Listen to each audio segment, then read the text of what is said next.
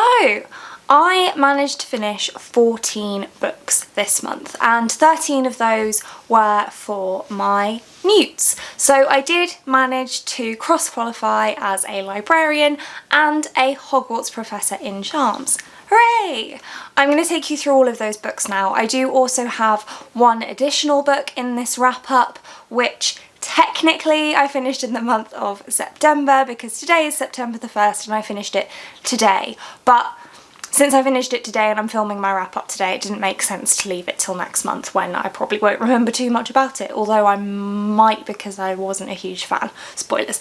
Anyway, let's get into it. So the first book I finished this month was my reread of Words of Radiance by Brandon Sanderson, which is book 2 in the Stormlight Archive, which is an epic fantasy series, so I can't really tell you too much about the plot, but we do follow the backstory of a character in this one, and on my first read I wasn't the biggest fan of that character, and she's still not my favourite character in the whole of the Stormlight Archive, but she's not my least favourite either, and I enjoyed this book much more on reread than I did the first time through, which was really good. And I feel like rereading this series I'm noticing so much more than I did the first time through, so I'm really enjoying that. Plus I'm rereading on audiobook and the audiobook is fantastic. Michael Kramer and Kate Redding are brilliant narrators, and so I'm really enjoying the rereading experience. Then I read The Wicked Fox by Kat Cho, which was for my acceptable grade in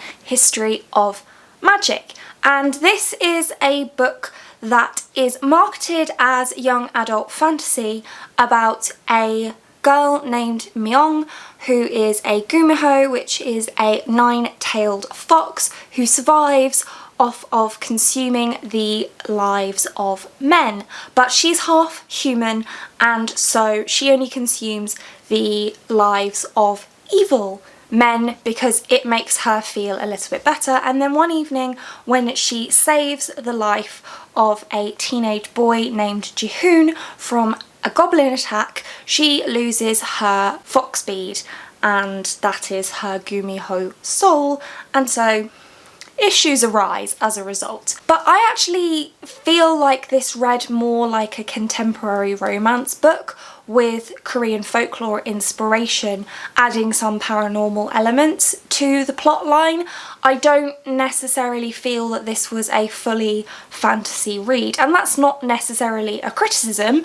I did enjoy this book, but I think that if I hadn't been expecting a fantasy, I would have enjoyed it even more. It very much follows a K-drama plotline, and it's very angsty, very melodramatic, and if you like that kind of thing, you probably like this. I found it enjoyable, but I understand why a lot of people have been disappointed by it because I don't think it really is a fantasy. It's paranormal contemporary, really. Then I read Death Note Volume 1 by Tsugumi Oba and Takeshi Obata for my acceptable level in Ancient Runes, and I mentioned in my vlog that I've actually seen the Netflix original film adaptation of the Death Note mangas, and so that took away a little bit of the enjoyment of this for me because in essence quite a large part of the story is a mystery and I already know the outcome of that mystery, so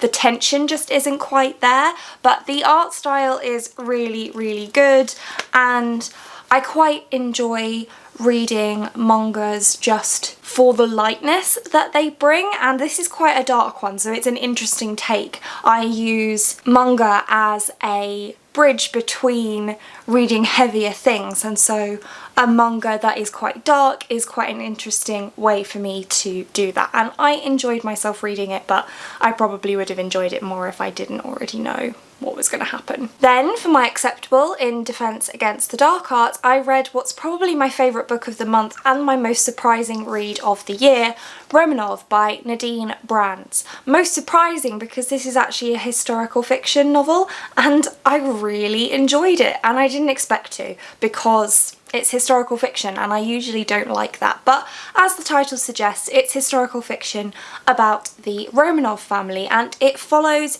the lead up to the unlawful execution of the Romanovs and then a fictionalisation of the author's idea of what happened after that event. And I found this book absolutely fascinating. I really didn't know anything about Romanov history before going into this, and it did inspire me to look up some non-fiction online about the Romanovs, and this story seems to be pretty close to the events of what actually happened, just with embellishments, fictionalizations of conversations that went on that nobody could possibly know. But the main points of the plot, at least up to the middle, are exactly what history tells us happened, and so it is pretty sad and bleak, and the tone is reflective of that, but it's quite a short book and I highly recommend it. It's completely fascinating, and the latter portion of the book was also really enjoyable and almost hopeful in a way, and I really enjoyed myself reading this one, and I probably would reread it at some point, which says a lot for me. Then I read The Name of the Wind by Patrick Rothfuss, which was my exceeds expectations level in Defence Against the Dark Arts. And again, I really enjoyed this one. This is the life story of a man named Kvothe, which he is telling to a writer so that the writer can write a biography about Kvothe, who is a very interesting character in this world, but we're only just discovering through this book why Kvothe is such an interesting character. And this book focuses on his younger years, which are pretty sad. There is a magic school setting, but that doesn't start until quite a long way into the book, which I think you probably want to be aware of, because I thought that the majority of the book took place in a magic school, and it doesn't really. And although that's the setting, that's still not really the focus of the book, so bear that in mind as well. Lots of things happen that I of course can't tell you about because of spoilers, but it's a really well written book. I think if you don't like the character Kvothe, you're really not going to enjoy this read.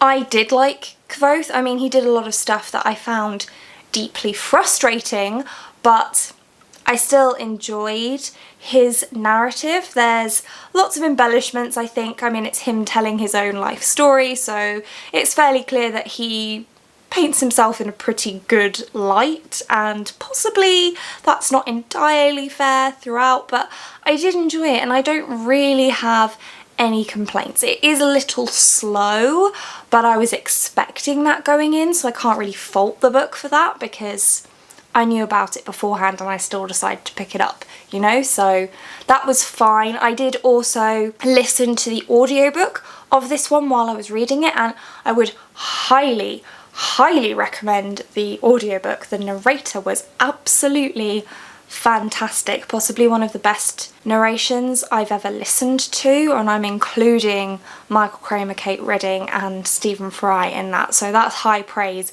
indeed. But I think that if you don't mind meandering plots, and you don't mind single perspective stories, and you don't mind stories that are being told to you rather than books where you're living the story throughout the narrative, then you'd probably really enjoy this. Just bear in mind that it is a little bit slow and the writing style is quite descriptive and flowery. I thought that all of those things would not be up my street, but there's been so much hype about this book for so many years that I wanted to check it out, and I enjoyed it. And I have picked up book 2. I'm not going to rush into that one because we don't have a book 3. Supposedly it's coming out next year, who knows, so I do want to read the second book, but I'm not going to rush. Then my first disappointing read for the month, unfortunately, was The Wizards of Once Twice Magic by Cressida Cowell, which was my exceeds expectations in Ancient Runes.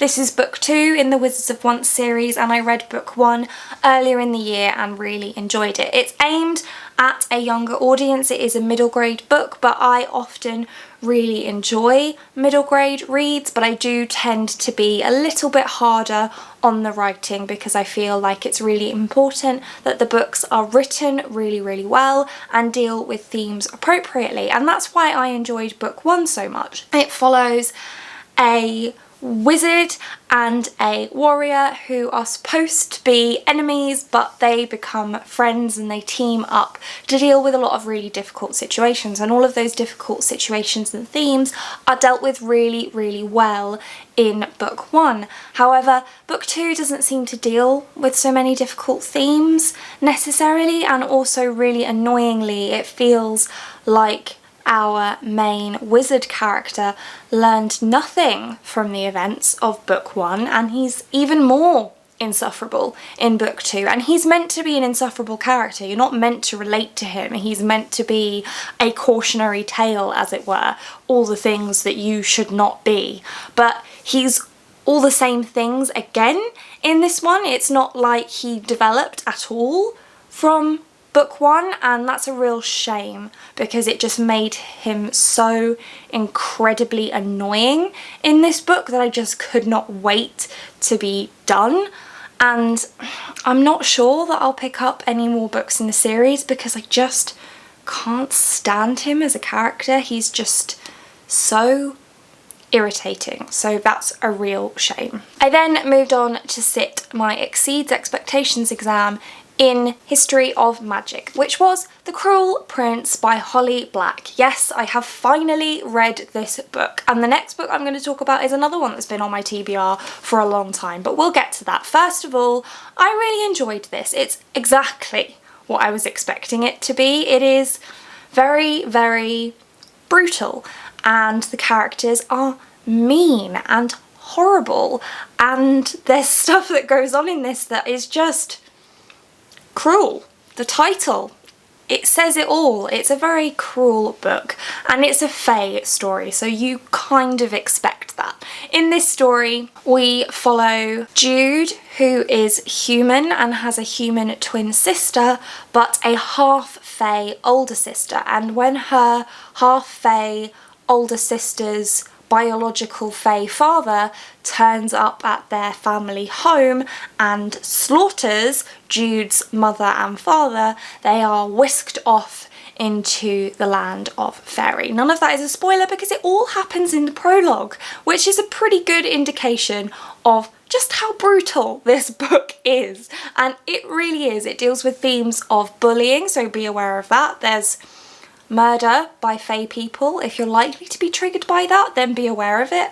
I'm not sure that you would be though, because not exactly realistic, but I really enjoyed it. The characters were all incredibly flawed, but I really liked that, and I'm really interested to see where the rest of this series is going to go. So, books that have been on my TBR for way too long. Girls of Paper and Fire by Natasha Nguyen, and that's the exact reason this was on my TBR to begin with. This was my Ancient Runes Outstanding exam, and this book is as dark as everybody says it is, but it's not as graphic or gratuitous as I was expecting, which is a good thing because the themes that it deals with are very dark. We follow Lay, who is taken from her family to the palace to become one of the Demon King's courtesans, i.e.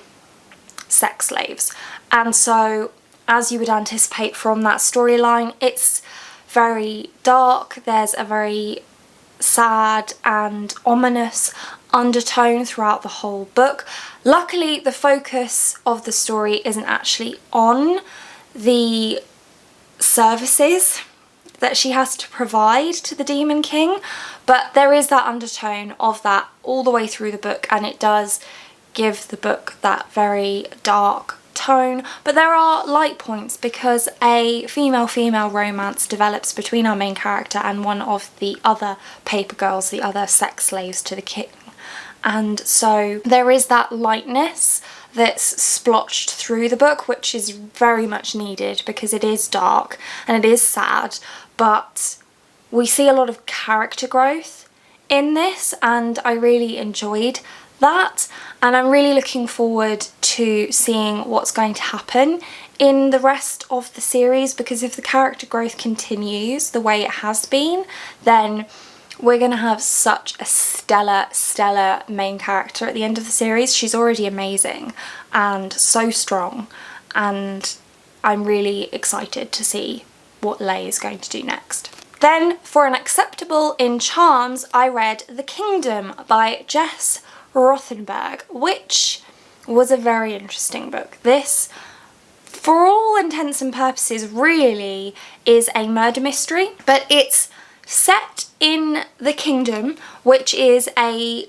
Disney-esque theme park, but with hints of Westworld, because there are bioengineered animals and robotic people, princesses in the case of the Kingdom, whose job is to improve the guest experience. And Anna is our protagonist and is one of these android princesses who is accused of murdering one of the human staff members at the Kingdom. And so this is a non-linear story that follows the events leading up to the murder, during the murder trial, and following the murder trial. So throughout the course of the book, things are being pieced together, which is why, for all intents and purposes, it's a murder mystery but with sci-fi elements. And I read this essentially in a day. I started it in the evening and I finished it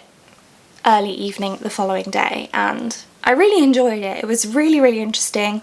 I think that there is scope for them to be more books in this world. I don't know whether there is a plan for that or not, but it is final enough that you're not left wondering what the ending means. It's just that there are places that the author could take the story if she so wished. Then I read volume 6 of Full Metal Alchemist by Hiromu Arakawa, which was for and exceeds expectations in charms. And what is there to say? This was the flashback volume that explained why the characters Edward and Alphonse Elric are missing the body parts that they are. If you don't know, this is a series that follows those two brothers, Edward and Alphonse Elric.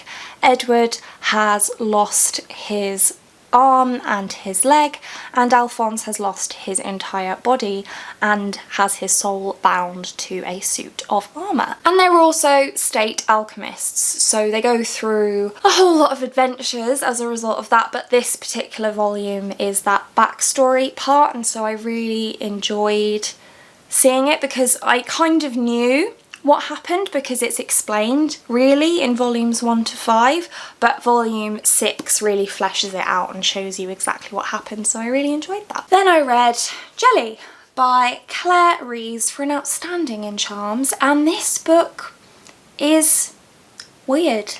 That's all I can really say about it. It's weird. It follows characters trapped on the back of a giant killer jellyfish, and they can see land and they want to get to land, but every time one of them tries to escape, the jellyfish grabs them with one of their tentacles and throws them back on the back of them. So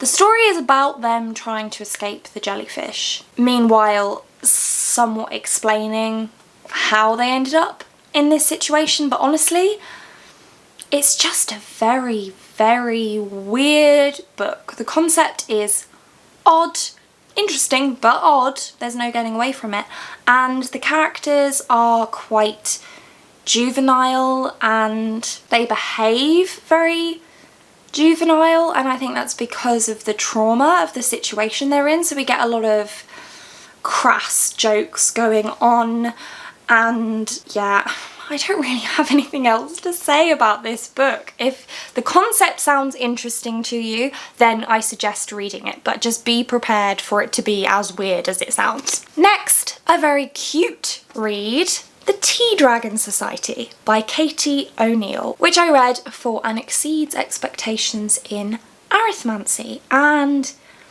there's not much to say about this one either. It's incredibly cute. It is about tea dragons, would you believe, which are dragons who grow tea on their like antlers or whatever.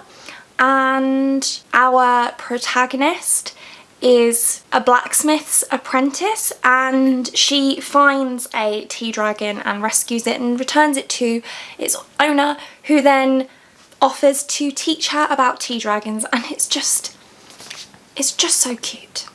It's so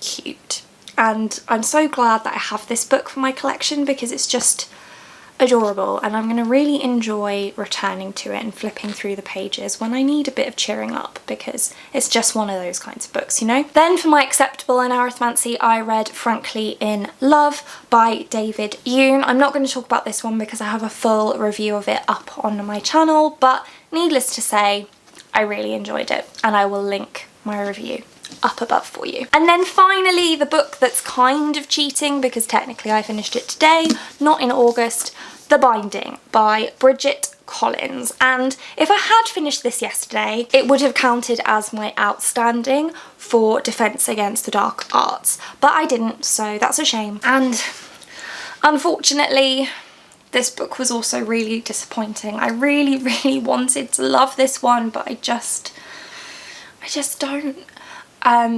The synopsis says that it's about a farmer named Emmett who gets taken on as an apprentice binder, and in this world, binders are people who take memories and put them in books so that the person doesn't have to live with that memory any longer, which sounds like a fascinating premise, but actually that's not what this book is about. The main draw in the synopsis is that one day Emmett finds a book with his name on it, so there are a bunch of memories that he can't remember, and that sounded fascinating to me too, but that actually doesn't happen for quite a long time. I'd say nearly half of the book we're waiting for that to happen, and then when it does happen, the entire genre of the book changes. I can't really tell you too much about what I didn't like about this because it would be spoilers, but I mean, yeah, the genre changes. The writing is just way overly descriptive. The story is really slow. There's not much differentiating the characters from one another, so I found myself really confused during the dialogue. I could not figure out who was talking at certain points unless it specifically told me who was talking, because the characters' voices were just not distinct at all. I didn't like the change in genre at all. It would have been fine if it had been executed better, but the thing that fascinated me and made me want to read this book really isn't the main point of the plot, and it had to be in the synopsis because it takes too long to get to the main point of the plot, so that couldn't have been in the synopsis because then you'd know the entire book, because really not a lot happens. And I hate being so negative about a book, but this had so much promise and it just didn't pay off for me. A lot of people do really like it, so if the premise does sound interesting to you and you don't mind writing that is overly descriptive, then by all means give it a go. But I can't tell you what genre it is, but it's not fantasy. So if you're picking it up because you want a fantasy, that's not the reason to pick this up. The reason to pick this up is because you want to know what the mystery is, I guess.